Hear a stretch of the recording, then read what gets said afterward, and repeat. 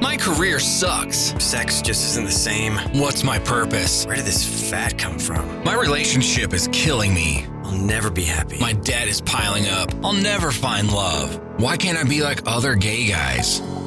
Hey guys, it's time to get a grip, stop whining, make a bold move, and do something amazing with your 40-plus gay life. Let's get to the show with your Tell It Like It Is host, Rick Clemens, who does his best to never act like a dick or a diva unless you act like one first. Hey guys, welcome to yet again another episode of 40 Plus Gay Man Gay Talk. You know the drill. This is where we talk about everything the gay men aren't talking about and some of the things that we should be talking about. And before we go too much further, don't forget the third Tuesday of every month, we get together as the gay men's community. We have our conversations. It's where gay men, gay talk come to chat about things that are going on. It's Tuesdays, 5:30 p.m. Pacific, 8:30 p.m. Eastern. Go to the website, go to gaymenschat.com or gaymenschats.com, and you can sign up to be notified when those are happening. Because some of you feel really lonely. Some of you feel disconnected. You've got all the success, you've got visibility, you're being seen. Maybe you are super social and you still feel lonely. I get it. I feel it. It's hookup culture. It's all this emotional stuff that we hold to protect ourselves. And then when we're like, I'm so lonely, I could cry. Well, we want to hope we can heal that today. My guest today, we worked together when he was working with me in the speaking world that I was involved with. Very soulful guy. I connected with him immediately when we started working together. And he's bringing some concepts around this loneliness that we as gay men feel, even when we're not sexual, but hyper successful. Rick will get this out somehow today. And his name is Dr. MK. And his true name is Dr. Myron Krys, but we're going to go by Dr. MK throughout this. He is he's a guy that gets into your mind. Let's just go there. He's a psychotherapist, but he has really worked hard to help you reclaim your identity, heal from these crazy limiting beliefs that we all have, and build those more authentic lives and find your way out of the loneliness. So hopefully in the next 30, 40 minutes, we're going to help give you guys some really amazing insights, tips. We're going to talk through his programs and what he does. Dr. MK, you are in the house, man. I am so happy to have you here, brother. I am so happy to be here. I've been waiting for this for a long time. So I know. We planned this one for a while now. We've been talking about it for a while for sure. And then finally we made it happen. So you have been doing this work for quite a while. And as a gay man yourself, I'm quite sure you wouldn't want to be talking about this unless you've experienced it yourself. So give us a little doorway into like why loneliness is something that you see. I'm sure you see it in your practice all the time. But why this is such a heart-centered sort of thing for you in your own world. So loneliness and I are bedfellows, I guess if I could put it that way. Like I know it oh too well, big. Uh-huh. It's like a bad hookup on Grindr, right? It's like Yes. it's always there, right? It was always there. And I found myself throughout my journey. So I'm originally from Decatur, Georgia, Metro Atlanta. Then I was, that's it's at one point called the Black Gay Mecca. And I was trying to find love there, find connection there. But then life took me to Chicago, Illinois. I'm like, oh, this is a bigger city. And I thought more possibilities. And then I found some. We got Boys Town going on. Come on, right? Exactly. So I thought bigger meant better. And then life took me to New York City. I mean, you don't get it. Well, hello. But then the bigger these cities got, the more lonely I felt. And I began to see that more does not mean better, because oftentimes in these different spaces that I was in and found myself surrounded in, it can make you want these connections, and you think that fallacy, like they're here, it's going to come, it's automatically going to come to me. But then the opposite, at least for me, happened is like it felt a lot of rejection, felt more like, why isn't it happening for me? Why am I not? Because oftentimes it's been taught to me and told to me that when you have more options, oftentimes in the gay community, for instance, people like, oh, are they hugging you but looking at somebody else? Because I always got options. I've never done that. I've never done. It looks Never, green. ever. It looks greener on the other side. So you're always like, Hmm. okay, well, I can't put my eggs in this basket because Right, there's right. a better basket over There's a there. better basket over there. And sometimes that better basket is on full display too. So let's just Yes. go there for a minute. Oh, it's so true. I'm so glad you're bringing this up the way you just did, because I find myself kind of being bitchy queen at times because I've never lived in a gay mecca. Okay, so let's just kind of go there. I live close to Palm Springs. I live close to WeHo, kind of, and I'm always amazed when guys go, oh, "I can't find connection. I can't find guy. I feel really lonely." I'm like, "You live in freaking WeHo in Silver Lake, and that's a really judgmental thing to actually say. I've really caught myself and taught myself not to say that, because actually those spaces can feel very isolating for what you just brought up. Hmm. And as you started to navigate through that, I'm sure there was like, what's going on here? This is supposed to be the holy grail of, feeling connected, right? What did you start to discover? I started to discover that many of us, and I think it's just we're talking about a particular set of men over 40, 40 Mhm. plus. So many of us have grew up in a time where there was not a lot of visibility. There was a lot of shame or having to hide things. Like today, you see like pretty much every show has a gay character or something like that. But when I was growing up, it was like Will and Grace were the only Mhm. Yep. people that I saw on TV, which is a particular sect of gaydom, if I could say it that way. Absolutely. But that didn't always fit my lived experience. But then also just had to hide to feel safe, to feel like I can not have to worry about somebody attacking me or doing any harm to me. So many people at that time, through my observations, had to mask, this term I Mhm. often use, and to for self-protection. So then that taught us to culturally, I'm talking about the large culture, taught us to just hide, to do things in private, to sneak and do things. But it's not somehow that then these apps came along. I think that Mm. really changed the trajectory of everything because not only were you cruising, learn how to cruise the different places, and the people familiar with the hanky code, have your Mhm. handkerchief out and different Mhm. things, but then Grinder and these apps came along, and it seemed like there was a shift to really just you are a body, you are a body part. I don't even see a face on these profiles. You just send me. Can I say this? Send me your dick. Yep, Send me yep, yep. We can say like anything this. we want to say. It's my podcast. We can say what we want to say here, man. So don't worry about it. Yeah, so people just started fetishizing people, and then I'm an Mhm. African American man, and then even hearing that, I've had a lot of uh, older, let's say, daddies Mhm. talk to me and say, I want your big black dick, Right. your big black cock," and I'm like, you don't even know what it looked like. I'm like, Right. you don't. So there's a lot of fetishization Exactly. that got involved in the culture, and that's kind of where I see we are now. Like a lot of people are just looking at sexuality and gay just means sex. Mhm. There's no intimacy, there's no connection. We just want to, hey, can you come hook up? I don't have to even know your name, and then Right. you leave. And I'm not judging it. That could be fun in that, but that doesn't always breed, no pun intended, that doesn't always breed intimacy, Right. the desire to really fully get to know someone on a deeper emotional state and a level. Mhm. The other day I was on Instagram, and there's a few really outspoken gay, creators that I really love following. And one of the topics was Grinder and Scruff. They called those two out because that seems to be the two that seem to be uber popular in our world, so to speak. Mhm. Um, have disabled our ability to cruise. Gone are the days where cruising was an adventure, so to speak.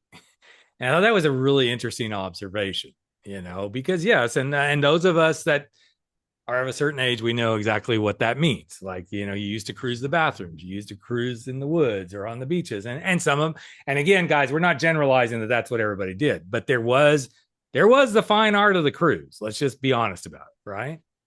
And I thought that's an interesting perspective. You used to know, you brought it up, the hanky code. There was the eyebrow raise. There was the nod of the head.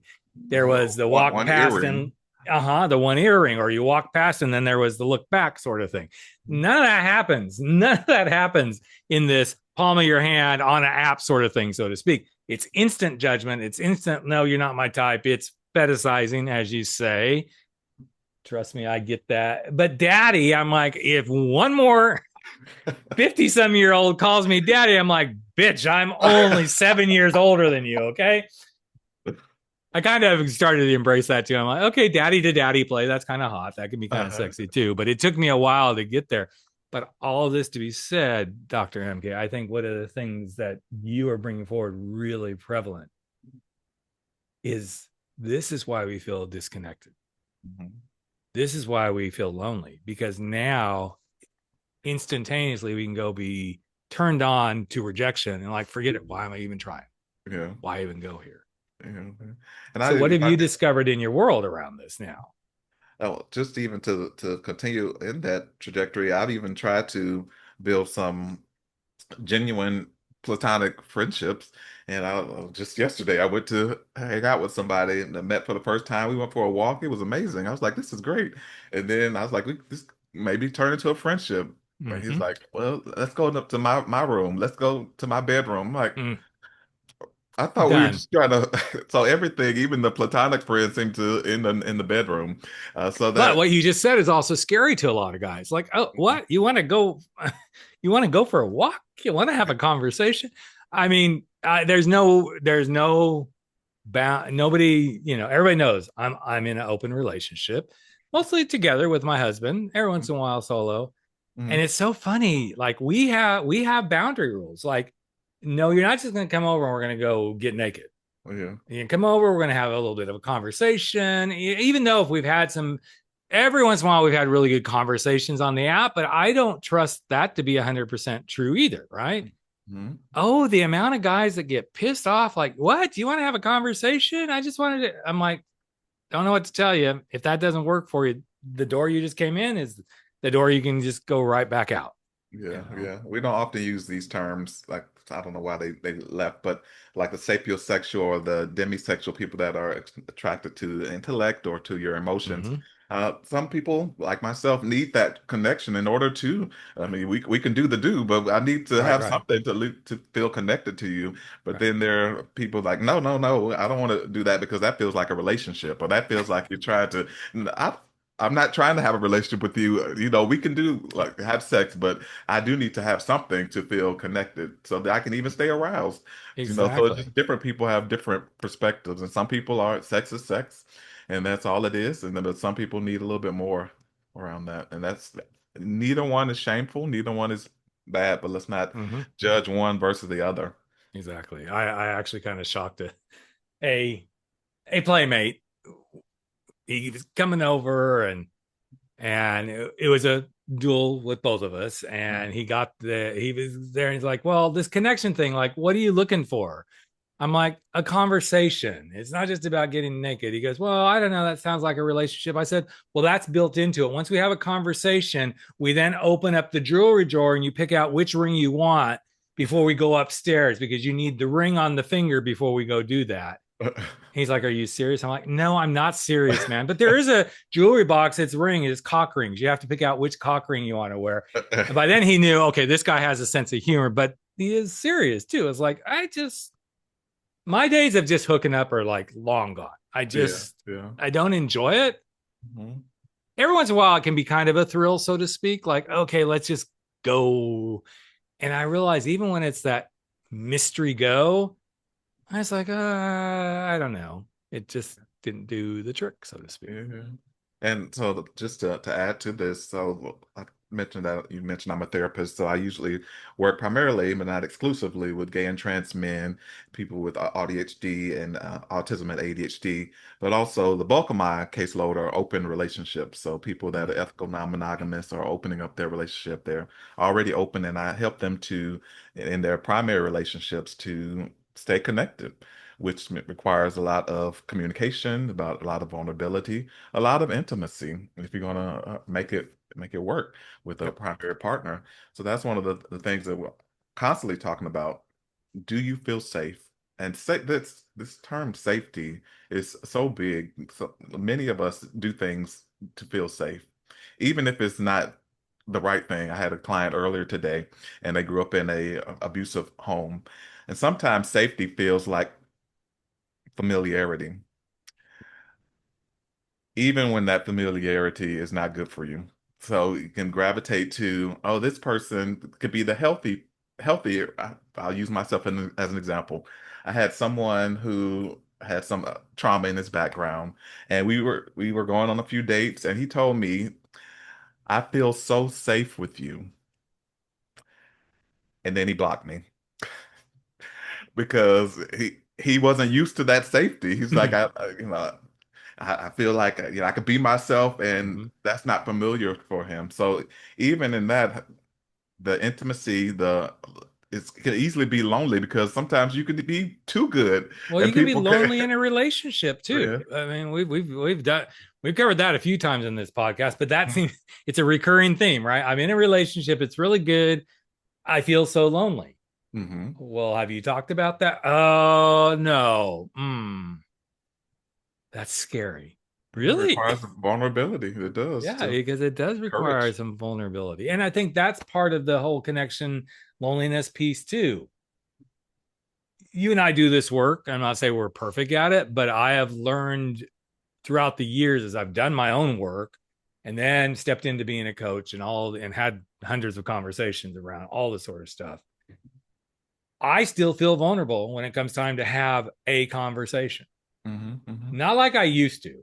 I don't ever, I mean, we're going on 25 years together. So I don't have the like, it's all over. I mean, Yeah. it would take a lot, I think, for it to just be all over, right? Hmm. Hmm. Um, but it is scary. Conversations are scary because it requires us to step into a space where we're seen. Yeah. Yet that's what so much of us want. We want to be seen, we want to be heard, we want to be embraced. And so I'm sure you see this all the time, Dr. MK. There's the conflict. I want to be seen, I want to be heard, I want to be felt, I want to be connected. Oh, but it's kind of scary to go do that. Hmm. So how do you help people navigate through that little inner demon in their heads? A lot of therapy. So it does take a lot to, one, just to accept yourself. This is who I am. This is who I love. And I think that's even the biggest part, to be able to be vulnerable with yourself, to be Mhm. able to admit, like, I like this, I don't like this, I want this, and without any shame, without Mhm. any guilt, giving yourself permission to be who you are, to love who you love, is one thing. But the other piece, which is part of this, that success piece, it's because the higher you get in whatever realm you are in, it's easy to be fetishized, like we talked about earlier, and so then you don't really know who you can trust. Do you just want me because you think I'm gonna be generous? You think you want my money, or you want what you see, or do you actually love me or want me as an individual? So not even being able to know who means you well, who actually wants to get to know you as a person, not just the private part. But I also feel like, and this isn't just exclusive to gay men, Mhm. but I'm going to leave it in that realm, Mhm. to feel validated, to feel seen, to feel heard. Success has been the goal. Mhm. And yet we've driven so hard for that success, and we still don't have some of the core things that we would desire in our lives. Not need. I'm not going to say we don't need a partner. We don't need money. It's these things that we desire that quote unquote fulfill us, right? Mhm. Mhm. But that pursuit of success may have some places where we feel fulfilled, but it's missing the cornerstones. That's what I've seen a lot of. I mean, I was a high flying, well, I was married to my ex-wife at the time, but I'm kind of a high flying exec, traveling the world, offices in Tokyo, Hong Kong, Paris, I mean, all over the place, right? Of course, I was miserable, Mm. mostly because I was hiding in the closet about my sexuality until that started to unfold. And I'm like, I'm starting to experience what that looks like because I could be that in those spaces. Who's going to find me in the middle of London in a gay bar, right? Yeah. Well, my coworkers, because most of them were gay. So I was afraid of that, right? I'm like, God, if I go to a gay bar by myself or I go and get seen with them, right? But the success element was like, I was making major decisions. I was promoting this company worldwide. I was doing pretty good. Wasn't like, super, I was high up, but I was like so empty inside. Yeah. And I think this is a piece of the puzzle that so many gay men strive for that so they can feel some validation. Mhm. But in the middle of the validation is still the empty hole Yeah. of feeling connected. And there's where the loneliness shows up. Yeah. And Don't you think also, too, though, that some of those guys get to this space, Myron and Dr. MK, that it's almost like a drug of choice. hmm. And then they can't see this is what's actually creating that feeling of aloneness, loneliness. Mhm. Do you see Yeah. that often? Yeah, it's like you hit the nail on the head there. Sometimes you can, and I don't think it's always intentional. I think sometimes because you don't have a partner, you want intimacy. It's not, just doesn't come. So then you just put all your energy into, all right, well, I'll just lose myself in my job, those types of things. Since I don't have now a partner or kids or whatever the case may be, then I'll just put all of my energy. So some of it, I think, is actually a defense mechanism to be able to cover up or to distract from this feeling of alone. Because if I'm busy, then I'm not thinking about it. I think that's important what you just said. It's a distraction. Hmm. I mean, we won't go super political here, but think of how much our political world these days is about, well, let's distract away from this so this doesn't get seen. Then let's distract this so this doesn't get seen. I think in many ways, our coming out journeys for a lot of us as gay men, Hmm. we allowed the distractions. Raising my hand, guys, those of you watch on YouTube just saw me do that. My distraction was let's be married. Let's be married to a woman. Okay. Although I did love her. I mean, there was for many, many years, that was a loving relationship. I would never say my kids were a distraction. They are, okay, now they distract the hell out of me because it's like, grow up, be adults, that's a whole different distraction. Sorry, girls, if you're listening. I still love you, kids. But I do think we get caught in these distractions and then it's numbing. We're so used to the distraction, we don't realize that, oh, wait, if that wasn't the thing that was pulling me away, I might be here. Hmm. What was a distraction you saw in your world as you started to see some of this?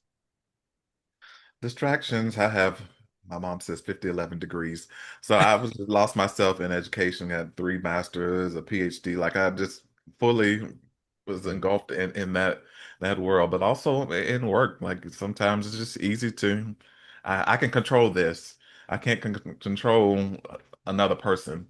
So it gives you a little bit of sense of control to be able to just lose yourself in that. On top of that, I have ADHD. So being neurodivergent, I can easily get distracted by lots of different things. Oh, look, the pretty light over there, type of thing. So it's easy to just be constantly being distracted by life, and then trying to do too many things at the same time could also be distracting. I'm gonna do speaking, I'm gonna do writing, I'm gonna do professor, I'm gonna do the therapist, I'm gonna all trying to do, and all these things I could do, and all these things are great, but I can't do them all at the same time. So all of these things could be even though they're all good, they could still be distractions from the main thing, whatever that main thing is. I'm glad you brought up the neurodivergent piece because this is something, and I'm going to embrace it in a way to my best of my knowledge. This is something that's been coming up on a lot of the podcasts I've been having and talking to more people in our community. Like being LGBTQ plus and neurodivergent is actually starting to get its voice. Mm-hmm. There's the tie in there, and I think people still don't get why this is important to discuss. why do you believe it's really important to start showing people just because you're neurodivergent doesn't make you gay? Let's just go there. Okay. Yes, yes.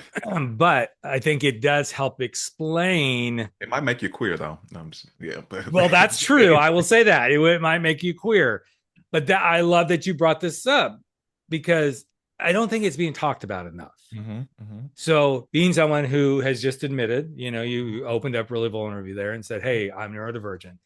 How do you think your neurodivergence and your sexuality and who you are hold hands and make you a really beautiful person that you are? hmm So the I got the neurodivergence, got the sexuality, black race.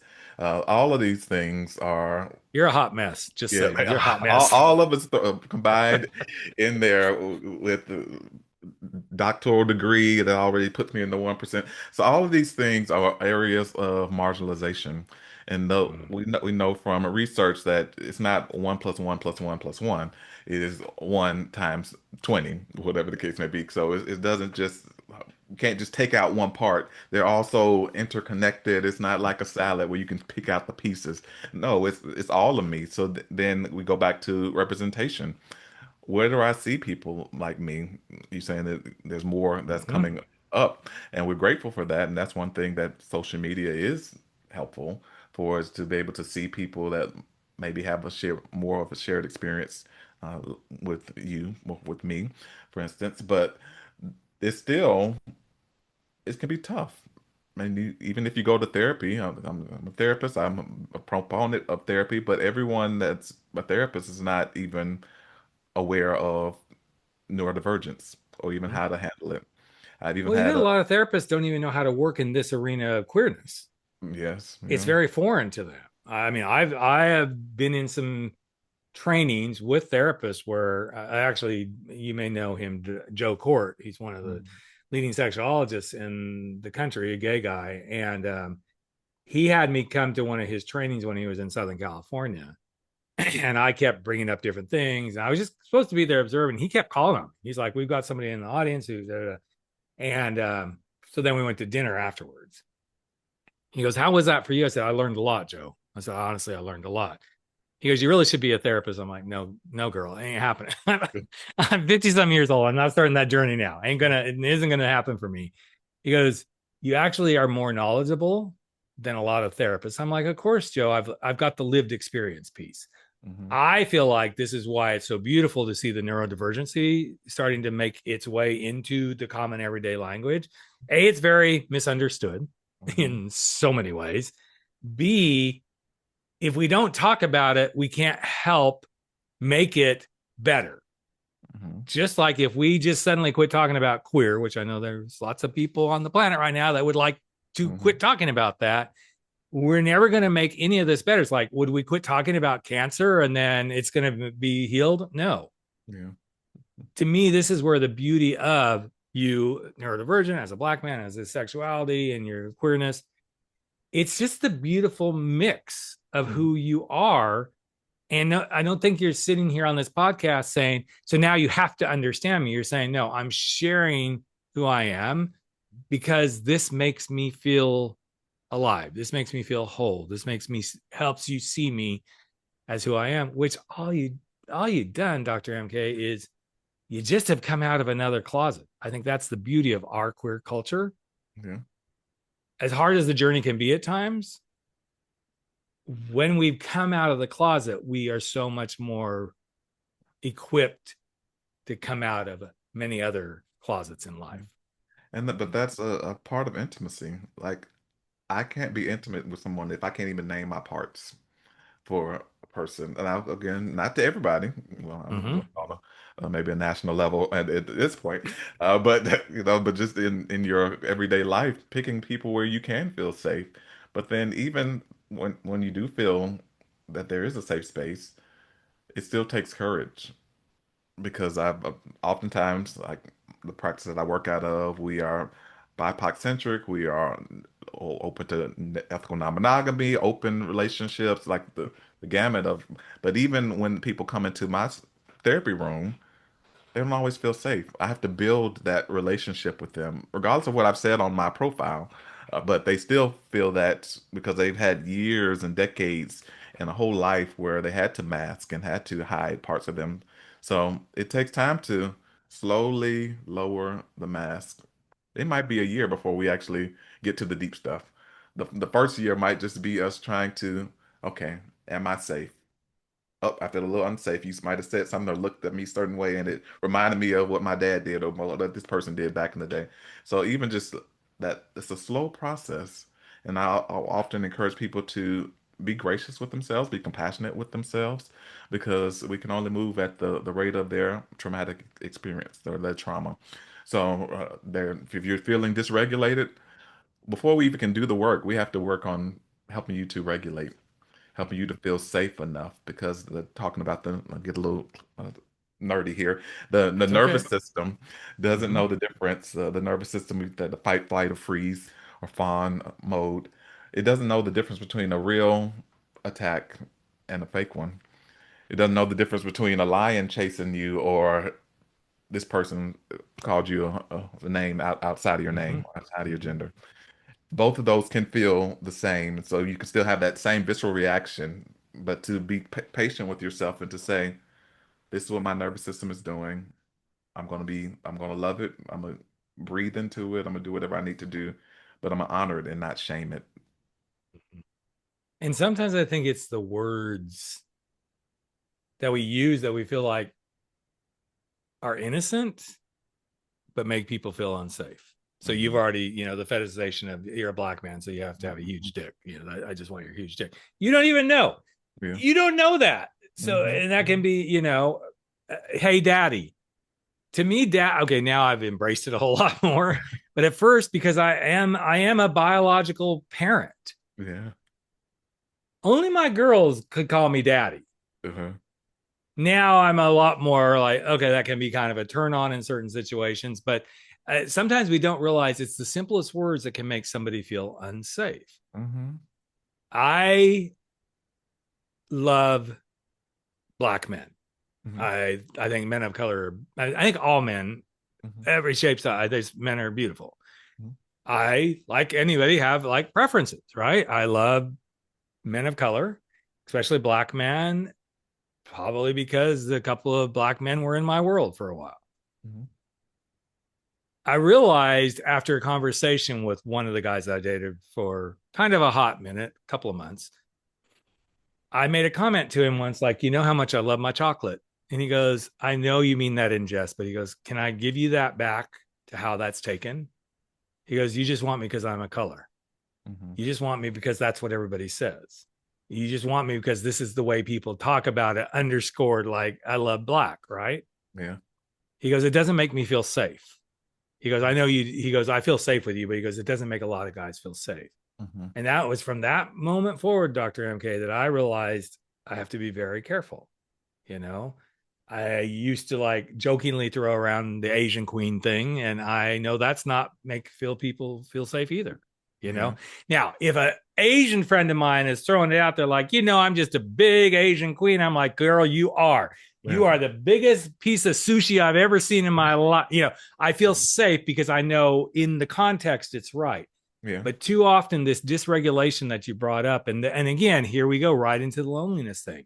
Hmm. There will be men who will feel isolated by being called black, chocolate, Asian, rice, daddy, because that's not in how they like to quote unquote be identified.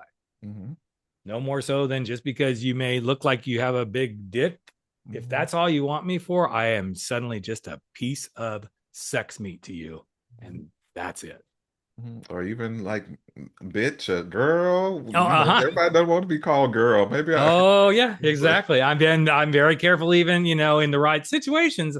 Every once in a while on the podcast, if I've got that kind of guest that I know we can banter back and forth like that, and that's usually when I get the emails that like, you are just being way too gay. I'm like, I'm having fun and I'm meeting my guest in their tone, and we're having a good conversation. I really appreciate your feedback. Obviously, that didn't resonate for you. I hope you continue to listen.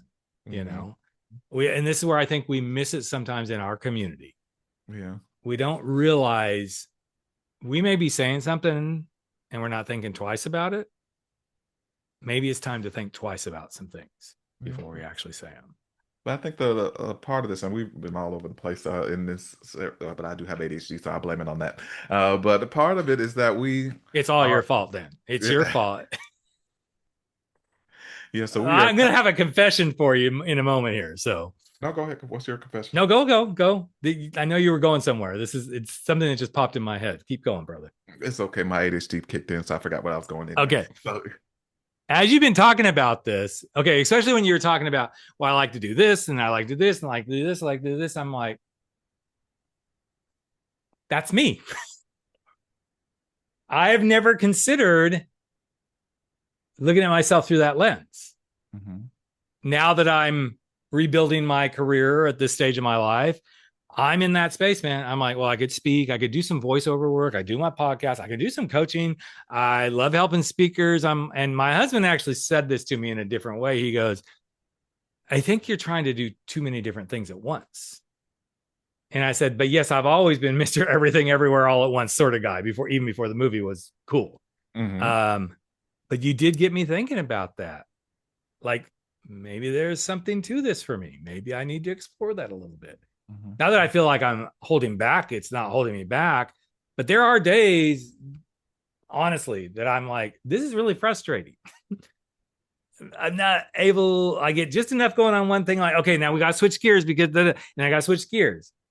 Okay, those of you not seeing him on YouTube right now and just listening, he is shaking his head like, Rick, you are singing my song, brother. Yeah. It's very interesting. Mm-hmm. It's a very interesting space to observe in yourself when you're there. Do you ever find yourself getting really frustrated with people who can't think like that? Like, what you mean you don't jump from one thing to the next and then do this and this? Well, I'm a therapist, so I don't judge. Okay. Oh, girl, come on. I'm the same way. I'm a coach. I don't judge, but man, as soon as I get off that call, I'm like, damn. But I did remember what I was going to say earlier. Okay, cool. Back to that. So we were talking about, calling people different names, and I was just going to say to give yourself, ask for permission. Like if it might be something that's taboo, they might say, "Is it okay if I call you that?" Just to get permission. But also the flip side of that is some of us in this culture today, we feel afraid to say anything, and we just walk on eggshells. Well, I can't say anything to anyone. I can't flirt with anyone because it's going to be taken offensive or those types of things. And I don't think that's the right answer either, because then that's definitely not intimacy. We never share. We never getting to know each other. So, but I would encourage people, and something that I have to constantly say to myself is to, you know, tread lightly, be kind, always lead with love. But if you make a mistake, just apologize and go on. If you call someone the wrong gender, my apologies. You don't have to make a big, huge thing like, oh my gosh, I'm the worst person. No, just then it's making it about yourself. So just apologize if you make a mistake. If you say the wrong thing to the wrong person, apologize. And if they make a big deal of it, hey, I apologize. There's nothing more I can do. So, and move on with that. But to not just beat yourself up and allow that to keep you from being who you are. But once again, you just demonstrated a pathway into loneliness. Oh my God. I said, oh girl, to Dr. MK, and maybe that didn't resonate with it. I'm the worst podcast host. I should just give this up. I should just stop. And I go into this space and I beat myself up. This isn't what's happening, guys. I'm being really honest, but it's a good example of it, right? And I honestly related to what you just said, because I remember the very first time, well, it's happened in a few times. At the very first time I interviewed anybody who was trans who wasn't passing, I'm going to be very candid and transparent about it, but somebody that I'm having a really hard time, code switching in my head here, right? Especially somebody who's non-binary and gender non-conforming. It's very hard the first couple of times you start to have those conversations. I remember the very first non-binary person, before we turned on the mic, so to speak, I said, I'm probably going to screw up. And they said, it's okay. Because I do too myself from time to time. with myself. Big relief. Mhm. You know, they set the tone. So here we come back to safety again, right, Dr. MK? It's like they gave me the permission to feel safe with them. And it was really funny after that interview, they said, you only fucked up once, you know that. That even made me feel even safer. Like, okay, we're good. Too often, I think we beat ourselves up too much on this, which again, guys listening, this is the doorway. If you find yourself beating yourself up a whole lot, and that sends you into retreat, that sends you into isolation, I don't belong, please, please get a therapist, get a coach to really work with what you should be doing rather than full on retreat. Mhm. We're humans. We're all going to screw up. We're all going to not do it right. But when we allow ourselves to believe that doing it right means we are not worthy, we should not be part of it, you are knocking on the lovely little loneliness door and giving it full permission to come in and take over. Mhm. So what's coming up for me in this conversation is that it takes courage to resist loneliness, to get out of loneliness, because if you just continue doing what you've been doing, then you're going to get the same results. So yeah, it might be putting yourself in spaces where you usually might not go, or saying things to people like, hey, I would love to take you out for coffee sometime. Is that okay? I might be scared to death to say something like that, but actually putting your best foot forward to be able to at least try to move in the steps away, outside of loneliness. It's very interesting to play in that space. And I'm going to share one last thing about personally myself. So got laid off, got cut loose from a position I'd been in for months or for years. And at first I'm like, I'm going to be good. I'm going to be good because, hey, I'll pick up. Da, da, da. And as each day moved through, and I'm like, okay, well, I guess I will finally just let's go for the unemployment, right? That was a really hard thing for me to accept. Like, I can't believe I'm going on unemployment. I've worked in this space for, I don't know, we've lived here almost 9 years. So in this physical space, this has been my domicile, a business, everything, right? Never felt, quote, lonely. If cherished but then when there's no purpose, quote, purpose, so to speak, that you're going to on a daily basis, it started happening for me, Dr. MK. I mean, depression, loneliness, all that sort of stuff. I always have gone out of the house on Fridays. Fridays, I go out. I work in a coffee house right by the ocean. I know, for me, right? Who gets to go work by the ocean, right? A lot of people. But that's always been kind of like, okay, it's my reset, right? A couple of weeks ago, I was in my shit big time. And I was like, okay, get up, go to the gym, you'll feel better. I'm like, nope, we're not going to do the routine. We're breaking the routine. It was not a Friday, it was a Tuesday. I got up and I got in the shower and I went downstairs. My husband's like, what are you doing? I'm like, I'm going to the beach. Why? I need to go do this because I can't sit in this house again. Look for jobs. I need to be somewhere where the energy is shifted. Mm-hmm. Dr. MK, that one day of breaking the routine did wonders for who I was. Mm-hmm. Plus, there was lots of hot guys to look at out the window going down to the beach. Amen. Eye candy does help, yes. Yeah, eye candy does help for sure. So before we wrap up, I know one of the things that you really, really focus on is this sex positive, who you want to be in yourself. Why was that such a key? I'm assuming a kind of a key piece of what you do. Why is sex positivity important to you? That is how much time we got? We might need a whole another show. I know I'm only going. Do I want to ask this question because we might just have to bring him back for like why is it? But I think it ties into this piece of loneliness. If we're not in our sex positive space, it can create it. But why is it important to you? So I grew up in a Black church in the South in Georgia, the Pentecostal. If you're not familiar, very conservative, fundamentalist. Mm-hmm. So purity culture, all of these buzzwords are looming around. So sex was taboo. Even heterosexual sex was taboo. Like growing up, I don't know, sex was only for marriage and only to procreate. If you weren't married and for procreation, then sex So there was definitely that negative image of sexuality, that limited image of sexuality. On top of that, adding the homosexual piece, and that was really just no, you can't do that. So then, actually, and my coming out, coming in version of myself was definitely a process because I did my dissertation. I started that process in 2018, and I looked specifically at Black gay male gospel singers and how they internalize theologies of brokenness. So a theology of brokenness, as I explained, is a theology that says you were born broken or you're broken because your sexuality. And so I looked at eight guys and how they were the songs that we were singing. Many people across the world know Amazing Grace, how sweet the sound that saved a wretch like me. So I'm a wretch. I'm broken. Something is wrong with me. And not just my being, but also my sexuality.